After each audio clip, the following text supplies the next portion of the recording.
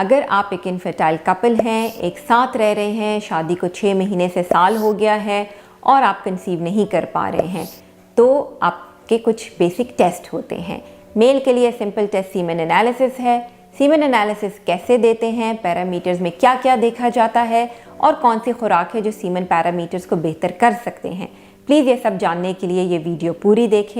Assalamu alaikum, this is Dr. Ruhina Gul. I'm a clinical sexualogist and a fertility specialist at Life Center, Hameed Lateef Hospital, Lahore.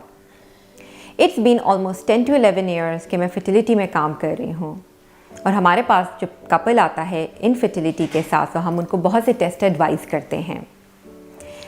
Mail के लिए जो सबसे पहला test है वो है सीमेन एनालिसिस।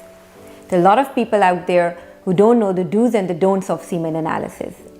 तो मरहम के प्लेटफॉर्म से I want to share few tips about the semen analysis यानी जरासीम के टेस्ट का। सबसे पहले जब आपका डॉक्टर आपको सीमेन एनालिसिस कहता है तो मेक श्योर कि आपका 3 से 9 दिन का परहेज यानी एब्स्टिनेंस होना चाहिए।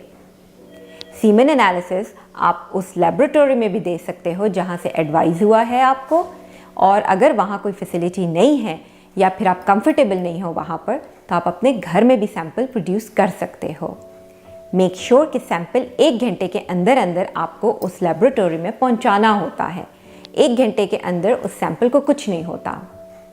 जब आप सैंपल प्रोड्यूस करते हो तो मेक श्योर कि एक वाइड माउथ जार हो और बेहतर है कि वो उसी लैब में से ले जहां से आपने टेस्ट देना हो, ताकि उसको ईजिली आप उसमें सैंपल प्रोड्यूस कर सकें। जब सैंपल प्रोड्यूस करें तो make sure in the jar produce हो। एनी सीमन जो आपके इर्द गिर्द गिर जाता है उसको ज़मीन से उठा के उस जार में मत डालिएगा, क्योंकि वो कंटेमिनेटेड हो जाता है और उसमें पस सेल्स आ जाती हैं। जब आप वो जार उठाते हैं, इसका सिंपल तरीका ये होता है कि टिश्यू पेपर में उसको रैप करके अपनी जेब की पॉकेट में रख लें। डायरेक्ट सनलाइट में उसको एक्सपोज नहीं करना, क्योंकि उसमें फिर थोड़ी सी पैरामीटर्स ऊपर नीचे हो सकते हैं। ये तो सिंपल टिप्स थी सीमेन एनालिसिस की। सीमेन एनालिसिस में एक डॉक्टर देखता क्या है, उसका काउंट सही होना चाहिए, मोटिलिटी यानी उसमें हरकत करने वाले जरासीम कैसे हैं, और मॉर्फोलॉजी यानी उनकी बनावट कैसी है। अब बहुत से पेशेंट्स यहाँ पर ये क्वेश्चन करते हैं कि अगर उनकी काउंट में मोटिलिटी या मॉर्फोलॉजी पैरामीटर से कम हो तो फिर हमें उनके लिए क्या करना चाहिए। ऑब्वियसली एक अच्छे डॉक्टर के पास जाना चाहिए जो आपको उसके लिए मेडिकेशन दे, लेकिन आपको इम्पॉर्टेंट चीज़ डॉक्टर जाने से पहले लाइफस्टाइल चेंज करें अपना। अगर वज़न ज़्यादा है तो वज़न कम करें, ज़्यादा से ज़्यादा प्रोटीन डाइट्स लें, वॉक शुरू करें, रोज़ाना कम से कम आधा घंटा to 45 मिनट्स वॉक करें।